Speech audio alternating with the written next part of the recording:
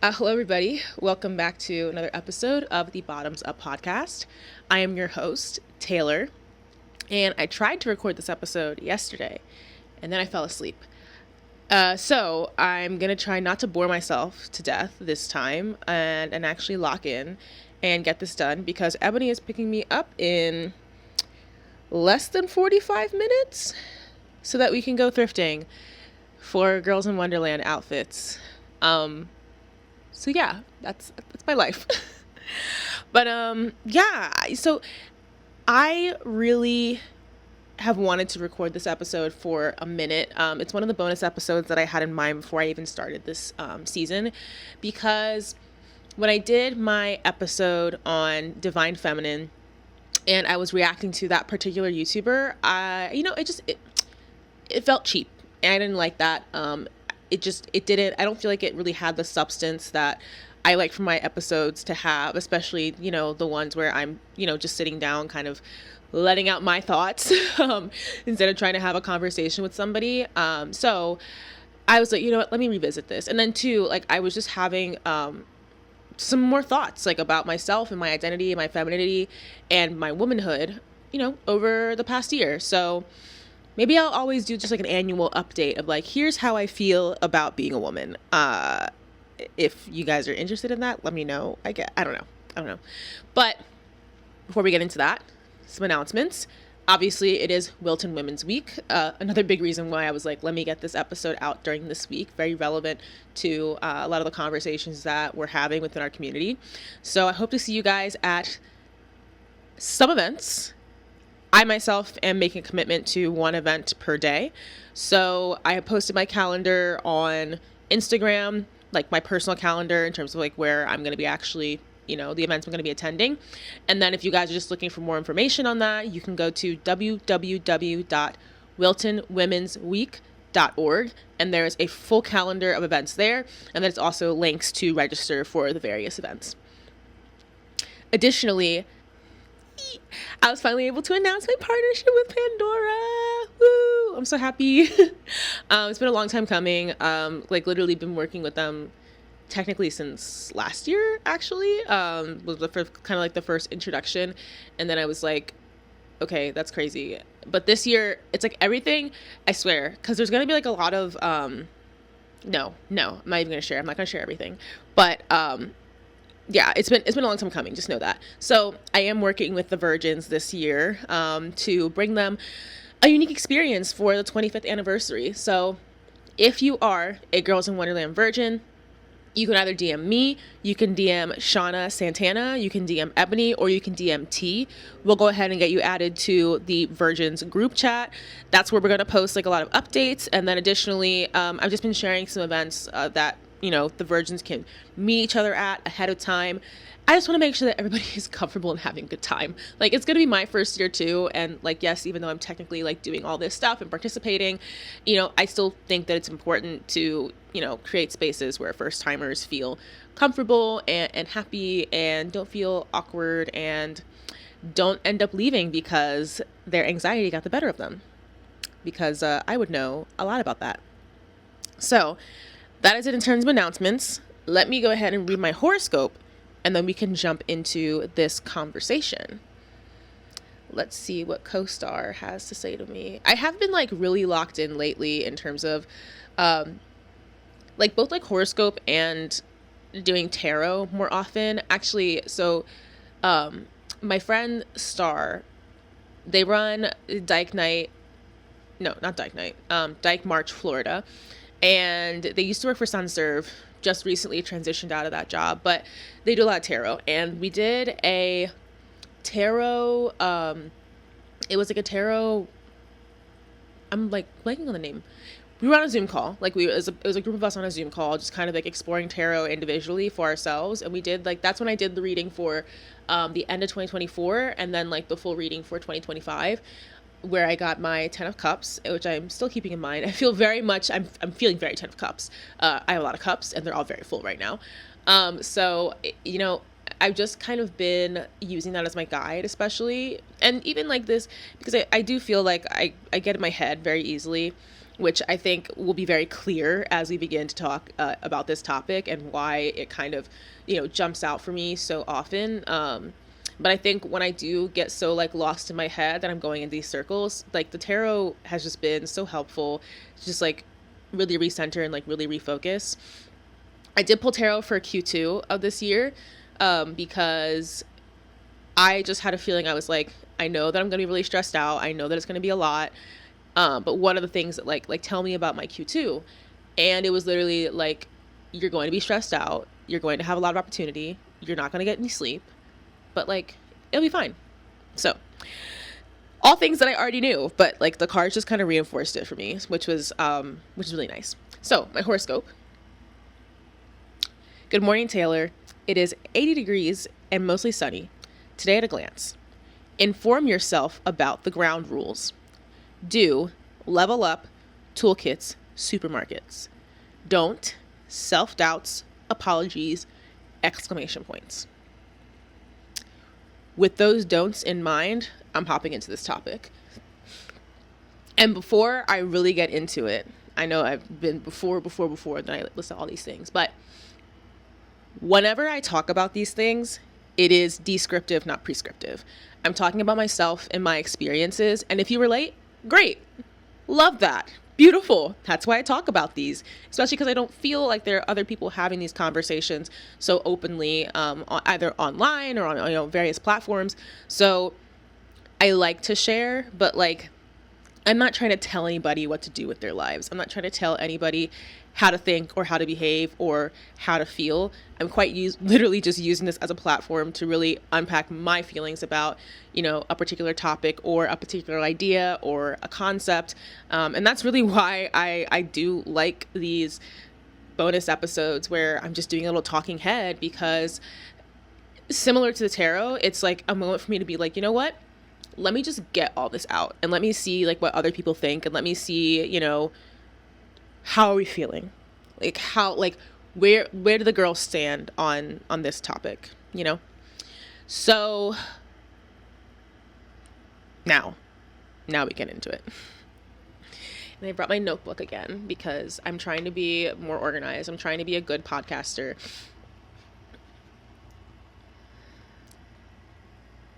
So, like I said, I didn't like my episode from last year on the topic of divine feminine, and just like the way that I experience and the way that I navigate femininity. I will say, I know I did do another episode about kind of like, mask femme dynamics and things like that. And I want to emphasize again that I think the topic, or the conversation that we're having around like mask femme and like butch femme and like studs and like all that stuff. Look, if you don't identify with those labels, that is fine. You don't have to, like, there's no prerequisite to being lesbian or to being sapphic where like you have to identify with like one of those labels or not. Like that's just, again, it's descriptive, not prescriptive. So I think some of the conversation that I've seen lately has still been kind of centered around this idea that like mask femme dynamics and butch femme dynamics are regressive, that they're heteronormative, blah, blah, blah, all that shit.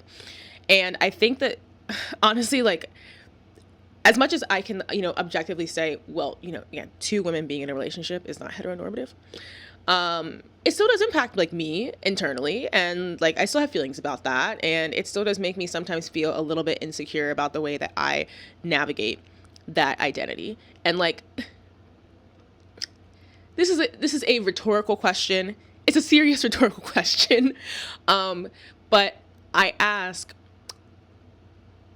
is it more progressive to be a housewife, to be a stay-at-home mom, a stay-at-home wife, if you are in a lesbian relationship? Like, is it less progressive or more progressive if it's two women?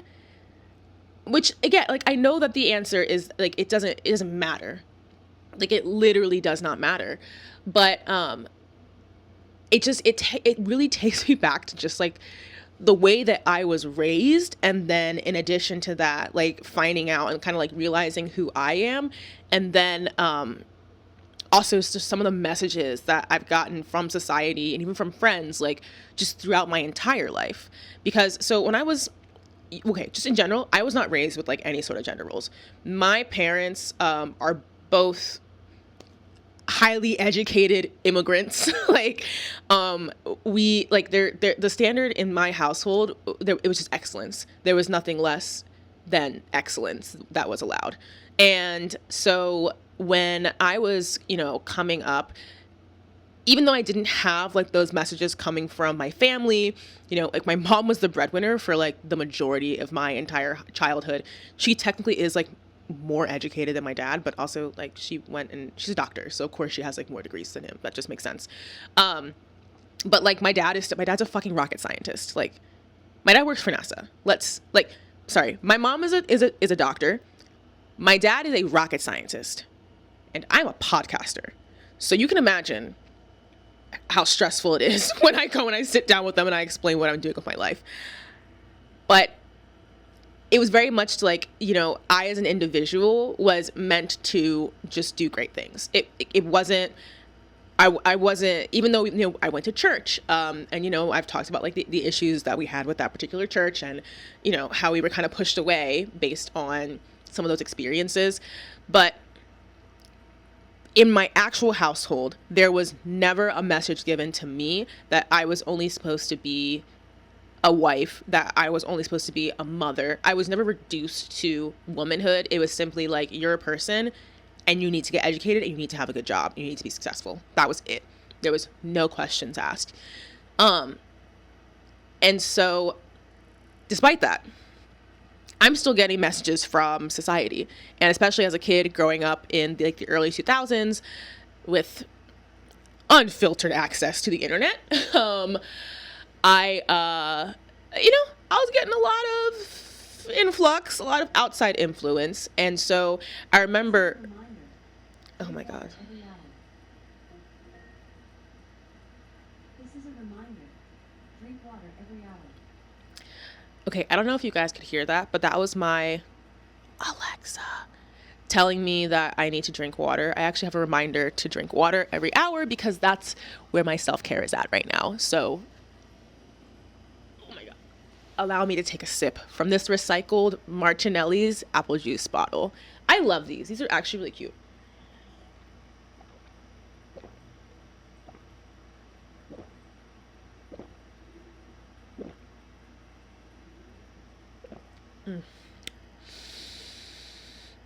Oh, I hate that.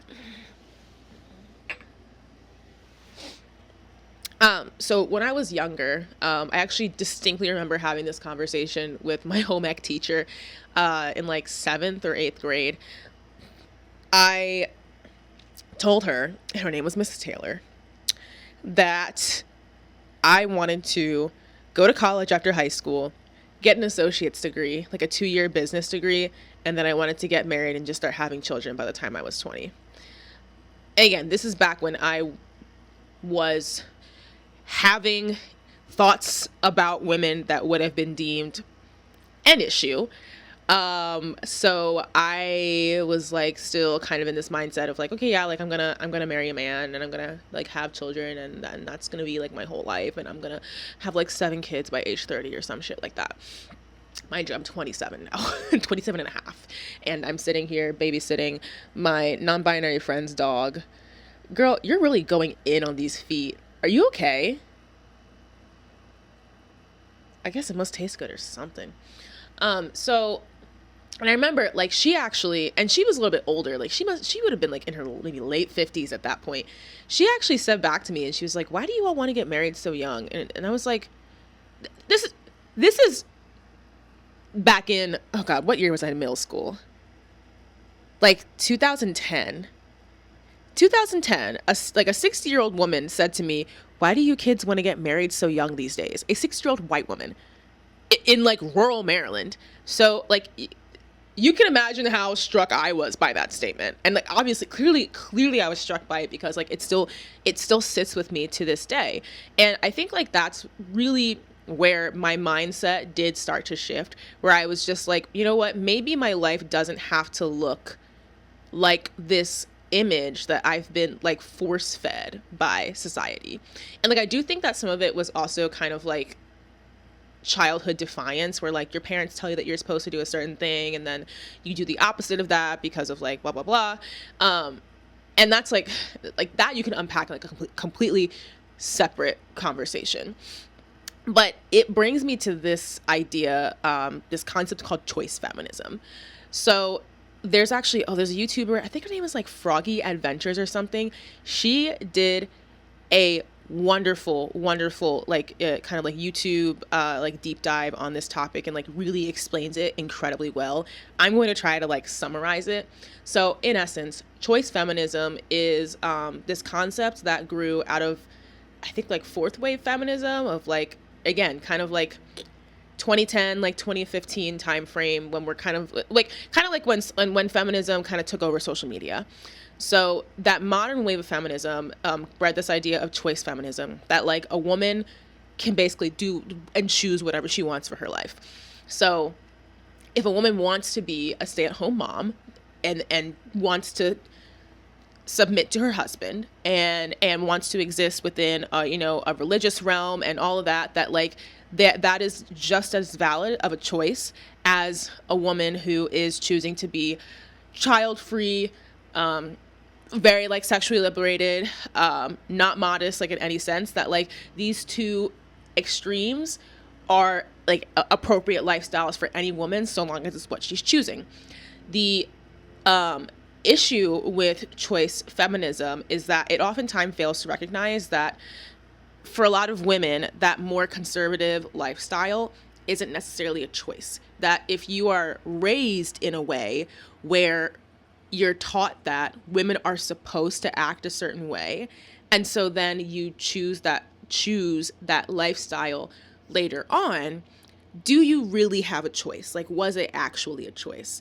And I would say, like, in my instance, I've absolutely had the choice. And I think, again, like part of the perks of, part of the perks of being gay. But yeah, one of the perks of being gay for me was that when I came out, I felt like there was just this weight lifted off of my shoulders, where I was like, I felt like my future, what I saw for myself, was so based around the idea of being with a man, that once I removed that as an option, it was like, I can actually do whatever the fuck I want. Like, this is kind of cool. I like this. And so much of my like self-discovery over the past, I want to say like almost 10 years now, has been, coming out, realizing that I like women, but then also kind of realizing like, okay, well, what kind of woman do I want to be? What kind of woman do I want to present as? And then kind of wrapped up in that is that, what's the kind of woman that I want to attract? And so for me, yes, that ended up being in like this very like butch femme type culture. And that's kind of why, like, when I describe myself, like, yeah, like I'm femme, but I genuinely kind of prefer the term hyper femme. I know I'm technically based on the language, like I wouldn't be stone femme. And I know there's gonna be people who are listening to this and who are being like, oh my God, like all these words, all these labels. These labels have existed for the better part of like 100 years. So don't piss me off. If you want to know more, Google it. Like, but this is not new language, and I'm trying to be respectful of what these original definitions were. So I wouldn't necessarily say that I am stone femme, but I could argue that I'm very close to that. But that's why I say like hyper femme is the label that I tend to go with, because I feel like there's more wrapped up in it beyond just presentation. And then again, on top of that, like being like femme for butch for femme, that is just a community that I'm very much in, that I very much appreciate, that I like. That's what I found out worked for me. And I'm glad that I've kind of like reached that point, because it's very nice to kind of feel comfortable with those choices. And it's like, it's very nice to feel like comfortable in your identity, until you don't. And that's why we're here. That's why we're talking about this. So back in 2023, I was very briefly seeing someone, and they told me Because I was like, what was your first impression of me? Mind you, 2023 was, again, like when I was still very depressed at the beginning of the year. And I just left my relationship. I just left my relationship with my ex, like maybe around like, October, November, December. It was kind of, an extended breakup.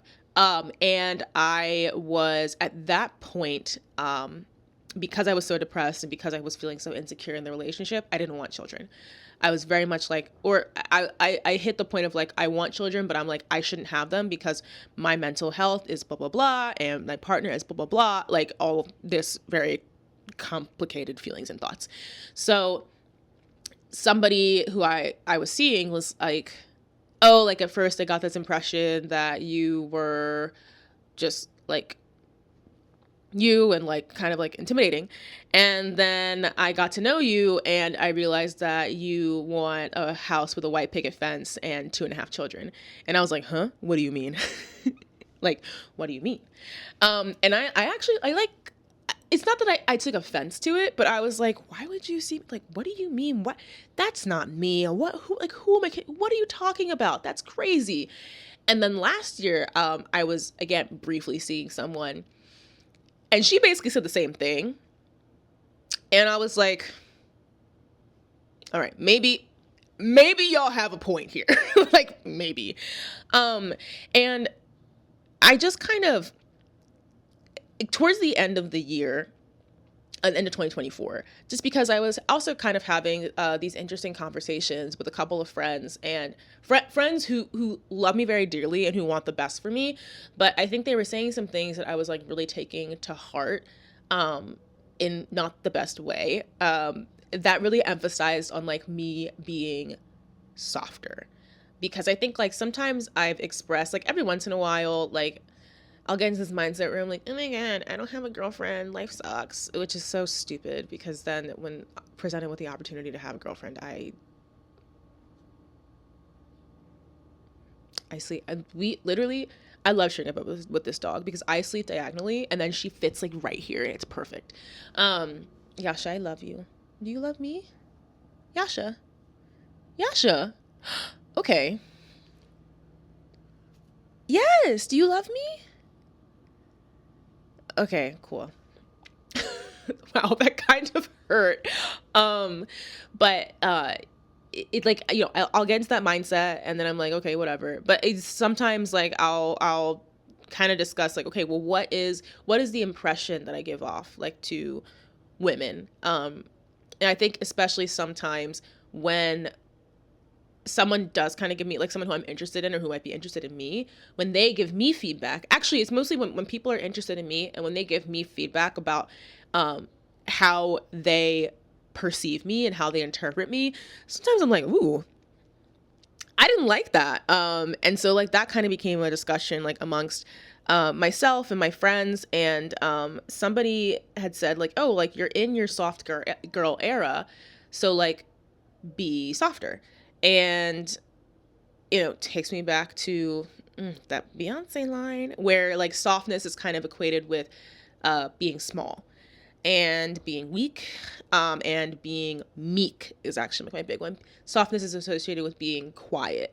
And there's some like validity in like trying to encourage myself to be soft, because where I really struggle is that a lot of times, again, because I'm in that like that butch femme culture, there are like certain elements of it that do kind of like reflect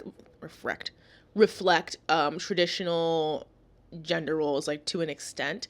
So a lot of the women who I'm with, and I also do think that this might be culturally like being in South Florida, but a lot of the women who I'm with, like they want to do things for me. They want to open the car door for me. They want to open like the restaurant door for me. They want to pull out my chair. They want to treat me like a lady, more or less. And it is very, very, very, very hard for me to just accept that.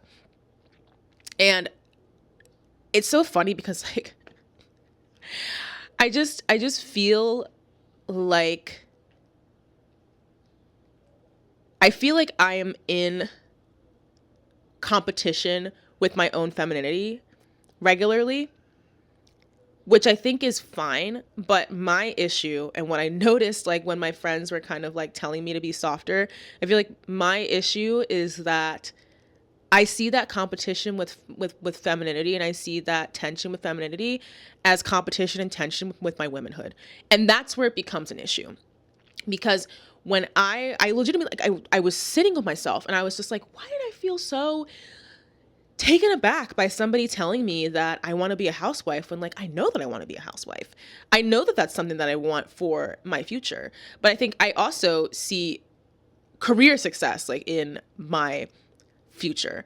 And, like, I think this is why, like, it kind of goes back to the idea of, like, choice feminism, is that I've always known that I have a choice, and I do feel more empowered as an adult knowing that I can choose to either be the housewife or I can choose to be the career woman.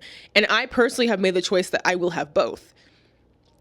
But then something, like, I know that that's okay, but then something feels so unsettling about it, like, sometimes. Because then I'm thinking, like, okay, well, if I want to attract a woman who wants me to be her housewife, then do I keep going to the gym and building more muscle? Do I keep pursuing education? I've been thinking that recently. I'm like, I need to really get going with my PhD. Like, I need to make a choice about when that's going to happen. I need to timeline that. But then even when I think about that, I'm like, okay, well, I also want to have children. I need money for that. I need time for that. How do those two things, like, how are they? I'm 27 and a half. How do those two things timeline, like, appropriately with each other? That even if I'm not in a relationship now, like, I still kind of have to have that in mind, because that's simply a goal that I have with my life. That's something that I see for my future. And yeah, I was kind of sitting with myself, and I'm thinking, okay, if I want to attract a person, I want to attract a woman who can see me as a future housewife, then that means that I need to be softer. I need to be more feminine. I need to be more of a woman. And, like, you can kind of see, like, those three: soft, feminine, woman. Those three words, like, those are not supposed to progress into each other. I know, I feel like I'm calling myself out, like, right now, but I quite literally, I remember I was, like, in the shower, and I, like, got out of the shower, just thinking about this. I got out of the shower and I, like, kind of wanted to cry, because I was just like, I'm not woman enough. Like, I'm not feminine enough. Therefore, I'm not woman enough. Even though I know, even just looking at what I'm attracted to, I know that, like, femininity does not equate to womanhood, because I am attracted to masculine women, and I still 100% see them as women. Like, it's not even a question. And so, like, I feel like I was grappling with this thought process where I was just like, I'm not woman enough, and I'm single because I'm not woman enough. And there was a moment where I was actually considering just, like, not even going to the gym anymore. I was considering picking up fucking Pilates. I've been, like, going back and forth about whether or not I want to start, like, bar or ballet, like, so that I can present more feminine and therefore be interpreted as a woman. Again, even though, like, it sounds so dumb, like kind of, like, explaining it out. And this is where, with my mental health, like, one of the things that's always been really helpful is just kind of, like, taking the idea in my head and just, like, spinning it out and, like, putting the words to it. Because sometimes when I hear it verbally, I'm like, oh, this is stupid as fuck. Like, this is crazy. And as I'm kind of been, like, exploring this idea, I'm like, well, my femininity, and my desire to kind of pursue traditional femininity, like, in kind of, like, that housewife way, is, like, it can't exist without all the shit that I'm doing right now. Like, it can't, like, it's like, it's almost like we live in a society right now where like I almost feel like the idea of choosing, of like engaging in choice feminism and choosing one option over the other, it kind of like doesn't fucking make sense. Because it's like, if you want both of those things, if you want to be, you know, a wife and a mother, but you also like want to be a liberated woman, this is like for people who want, you know, both of those things. I really feel like they can't, like, they don't exist without each other. Like, in my mind, like, those two parts of my life do not exist without each other. Case in point, now that I've made a huge jump in my career at the end of last year with getting this new job, with being able to put like a shit ton more money towards my student loan. Like, I feel like I can actually progress with my life and I can actually move towards motherhood because my career is where it's at, because I've been able to build a certain level of financial cushion for myself. Something about, like, I don't know what it was about getting this job where I was like, you know what? Let me go get my eggs frozen. Like, I have known about co-fertility for years. And I never thought twice about pursuing. I was signed up for the emails and I was like, no, I'm not, you know, it is what it is. But something about like being in this job and like giving myself like so much more stability, both in terms of like finances, but then also just that like it's a good job. Like, I really like my job. I really like my supervisor, obviously. But she's just like a very nice person to be around. And I feel, even like when I was playing the tarot, I'm like, I've given myself a promotion accidentally. It wasn't on purpose. But like, just the fact that like I've been able to create a work environment that is also just like more emotionally healthy for me. And then also like, it's so encouraging. Like, it's so like, I feel like I want to keep like pursuing more. I'm like, damn, now that this career liberated side of my life is continuing in the way that I want, now I feel even more empowered to pursue like the much more traditional like side of my life, if we're really gonna, you know, we're gonna use that term. Basically, like, I want to be a lesbian trad wife, and it is what it is. It is what it is. But I feel like I cannot have that if I haven't already gone through the process of like building myself up as a career woman. And it's so funny because I feel like if I like, because it's almost like I've gone through this evolution where I started and was like, I want to be a trad wife to a man and I want to have all of his children. I like don't care about education. Like, I just want to have babies. To being like, no, I need to get this degree and I need to get these jobs and fuck them kids. Like, I don't have time for that. I don't have time to think about that. What are you talking about? And now I'm like, I feel like, oh my God, there's probably some incel out there who will be like, oh, you've gone back to your factory settings. Like, no, shut the fuck up.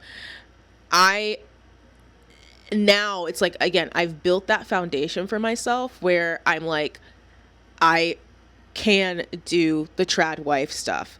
I can do it. I know that that I can have that in the future because I'm not already, I have set myself up and I'm continuing to set myself up to be able to pursue something like that. Because it's also like, you know, and that's why I say like, you can't, like, I feel like right now it's like you almost can't have one without the other, especially because just like economically where we're at, girl, the tariffs. Like, I want to have a hot girl summer, but these tariffs are not making it look particularly easy or inviting. But look, childcare is expensive. On top of that, first of all, okay, raising a child in general, very expensive. We simply do not live in an economy in the United States where it is feasible for you to have a 4-person household of 2 parents and 2 children. The American dream, as they like to call it, you cannot have that on a single income. You cannot have that on like a single 6-figure income. Even having a dual household income that is barely into 6 figures is very difficult to raise a family with in this country at this moment. And honestly, it's been difficult to do that for a while. Again, I've watched my parents do it, and it's not like we just had like an endless like flow of money. Hell, matter of fact, until now that me and my siblings, like, we're gone, like, we're out of the house, now my parents are able to have like a lot more fun and do a lot more things and be a lot more frivolous. But like growing up, no. And I like watched it get more and more difficult as I got older. That like pretty much like post 2008, it's just been a nightmare to be able to like raise a child in this country.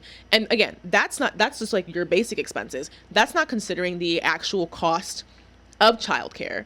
If you want and that's, you have to go to work to pay rent and do all that stuff. But it's like the cost of childcare in a year is basically a salary.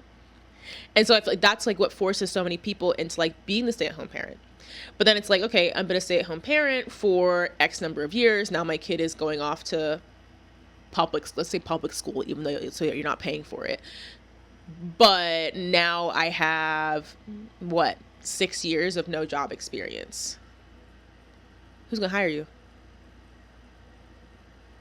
Who's going to hire you for a role that, again, makes a substantial income? For a role that will cover even the cost of commuting to that office. And so I just feel like this idea that we have about this traditional household is honestly like a fallacy. Like, it's just it's like, it doesn't actually exist. It didn't really exist, like, even historically. And it also, in the current environment, it will not exist unless you have a household where one person is making like an obscene amount of money, like multiple six figures, which most people are not. I think the average household income in this country is like 80,000 a year. Household, not individual, household. There could be multiple people in that household. So again, for me, when I see those numbers, I'm like, there is absolutely no reason in my mind why I shouldn't be working hard on my career now, and why I should not be getting my education and growing my accolades and growing my network and growing my network, and also growing my net worth. Because I don't want to be in a situation with, and I would hold my partner to the exact same standard, that I don't want to be in a situation where we're forced to either make different, life decisions or change our trajectory, or kind of like something of that, like, because we didn't do the work before to make sure that we would be like well set up for the future. Like, I know for myself, like as an individual, that yes, I do want children, and I want to be able to spend time with them when they are young, in those like very formative years. Probably not the first 6 years. Not until, like, I don't want to, like, please give me pre-K or something. Like, I'm not, 6 years is crazy. But I also realize that, like, there is a deep value in early childhood development to being able to spend time, like, with your kids, like, when they are that young. That's why, like, 6-8 weeks maternity leave, it's bullshit. It's actually bullshit. I used to joke that, like, I wanted to take my kids and, like, be in the woods for the first, like, year of their life. Like, just me. Like, not, I don't care who I'm with, but I'm like, no, just me with my baby in a cabin in the woods for the first year. I used to joke about it, but I'm also like, there is like this level of seriousness to it where I'm like, I don't want to have to choose between motherhood and my career. I am working hard on my career so that I can be the mother that I want to be. Does that make sense? Am I off on that? Like, am I crazy for that? I just can't, again, I cannot see those two things existing in my life without one another. It just doesn't make any sense to me. And so, yeah, I'm having a good day. So, I feel like that's heavily influencing, the direction that this conversation is going. I did think it was going to be a little bit more, like sappy and like lamenty and sad, because there are days where I look at my body, I look at my face, and I don't feel feminine and I don't feel like a woman, where that little voice in the back of my head is quite literally, you look like a man. Even I took my braids out a couple of days ago, and I don't want to say there's been no progress since my episode on trichotillomania, but there hasn't been much. But it's like I think I'm understanding that for me, being healed or being in that process of healing and being on medication and being in therapy and taking care of myself doesn't mean that I'm never going to have insecurities ever again. Like, that's not really how it works. I'm not going to wake up and feel fantastic about myself like every single day. Like, it's unrealistic. So I think like I've just been trying to kind of live with those insecurities and like hold space for them and not like shame myself for it. But at the same time, like not let it become this thing where I am just spiraling. And truthfully, like that's kind of what happened the other night when I took my braids out is well, first of all, I left them in for way too long. So that was a whole process just to get them out. And I feel like when I have my natural hair out, I feel like I do look like a man. I feel like I do look masculine because it's short, or it appears short because it's curly. I have an afro, as you can tell. And I think too, especially like for Black women, because of, we're kind of automatically perceived as more masculine than we are. Like, we're automatically perceived as masculine, whether or not you actually are. And so it's like to be a Black woman who, I have my life together. I have, my things. I have my own place. I have my own car. I have a job that I love. I have a career that I love. I have my education. I can stand on my own 2 feet. I'm confident. I've been told that like when I walk into a room that it's just, that I exude confidence, which is so funny because I feel like, I never had that when I was younger. Because I go to the gym, because I'm a little bit taller than average, and I also like to wear heels. Like, I feel like I do get perceived automatically as like much more masculine than I want to be. And then it's like when I have my natural hair and it's short, and because again, we as a society, we interpret short hair as a woman as a sign of, masculinity. And I'm like, girl pop, no. Like, do you see, like, it's so funny because like sometimes like I'll kind of like look at myself like as an abstract, and I'll be like, oh my God, this is like, you look so masculine, you look so masculine. Especially like when I'm home, I can have that experience. And then I'll look around my apartment and I'm like, girl, what the fuck is masculine about this space? Like nothing. But again, it's like I want to hold space for those emotions. I want to hold space for those insecurities, but I don't want to just like let them kind of like overrun my life. And on top of that, like, again, I know that like my friends did not mean anything by telling me that like I should like try being softer or like allow for softness.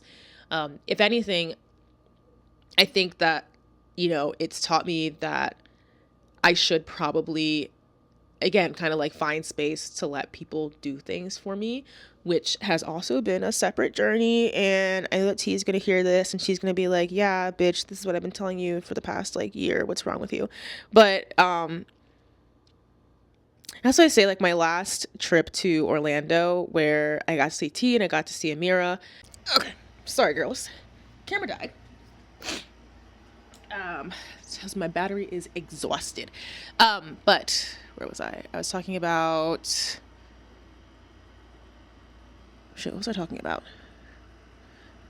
Oh, so yeah, being in Orlando, with T and with Amira, they're both like givers in terms of they're like, oh my God, they like insist on like, hey, we're picking you up from the Bright Line station and you're going to stay with us. We're going to drive you everywhere. You're a guest. Like, we're going to take care of you. And it's like every time that they do it, I had this one picture on my phone of a jellyfish from SpongeBob and it's holding a gun. And that's how I feel when people do things for me.